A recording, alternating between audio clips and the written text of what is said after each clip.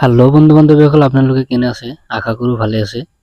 তো আপোনালোকে যদি মোৰ চেনেলটো ছাবস্ক্ৰাইব কৰা নাই তেনেহ'লে ছাবস্ক্ৰাইব কৰি দিব আৰু মোৰ চেনেলৰ ফালৰ পৰা আপোনালোক সকলোক স্বাগতম জনাইছোঁ।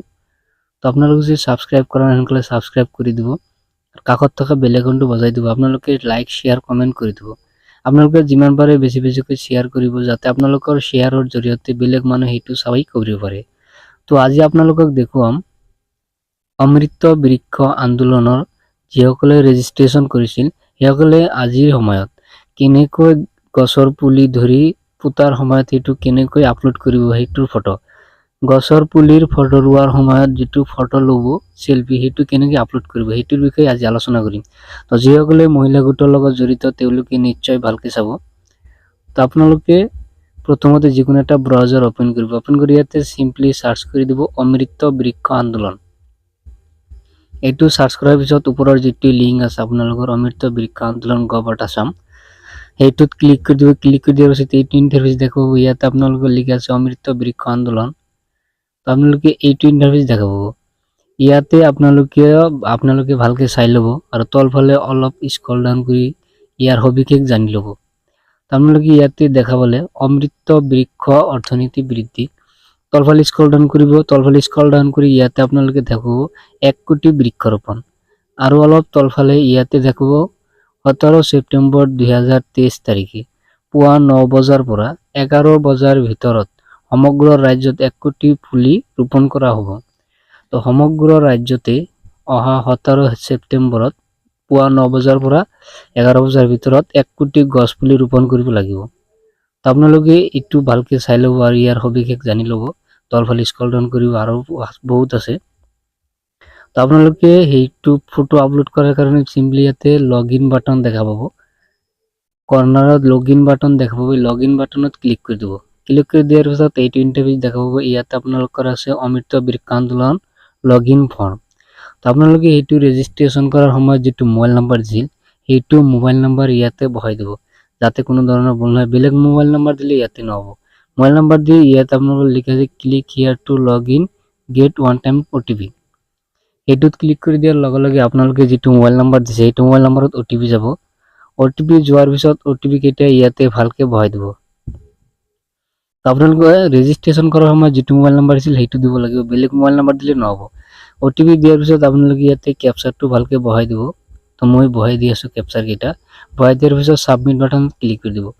আপোনালোকে এইকেইটা বহাৰ পিছত ছাবমিট বাটনত ক্লিক কৰি দিয়াৰ পিছত পেজটো লোডিং হোৱাৰ পিছত এইটো ইণ্টাৰফেচ দেখা পাব।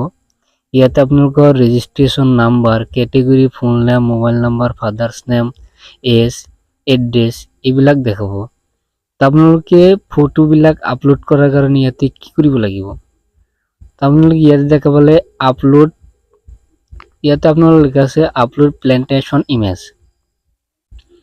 যিটো আপলোড প্লেন্টেশ্যন ইমেজ আছে সেইটোত ক্লিক কৰিব লাগিব। সেইটো ক্লিক কৰাৰ পিছত এইটো ইণ্টাৰফেচ দেখা পাব আপলোড প্লেন্টেশ্যন ইমেজ। আপোনালোকে ইয়াতে দেখা পালে প্লেন্ট নাম্বাৰ বা প্লেন্ট নেম।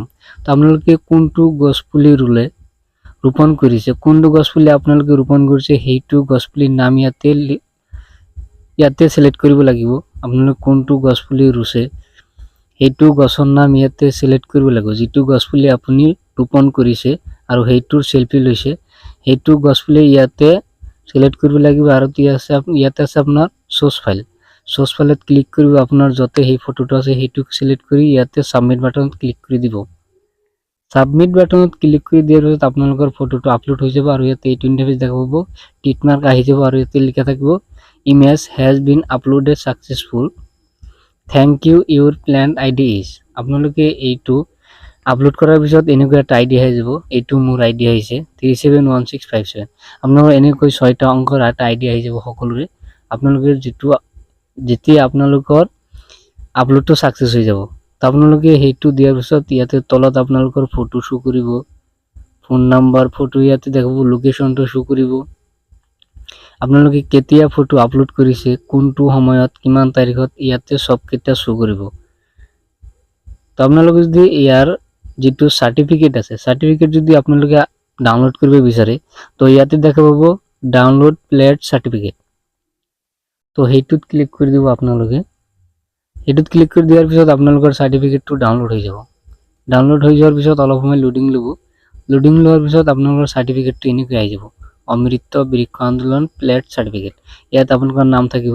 আৰু এই যিটো 17 ছেপ্টেম্বৰ আছে, আগতে কৈছোঁ আপোনালোকক 17 ছেপ্টেম্বৰত 1 কোটি গছ ৰোপণ কৰিব লাগিব আপোনালোকৰ পুৱা 9 বজাৰ পৰা 11 বজাৰ ভিতৰত গোটেই ৰাজ্য জুৰি 1 কোটি গছ ৰোপণ কৰিব লাগিব।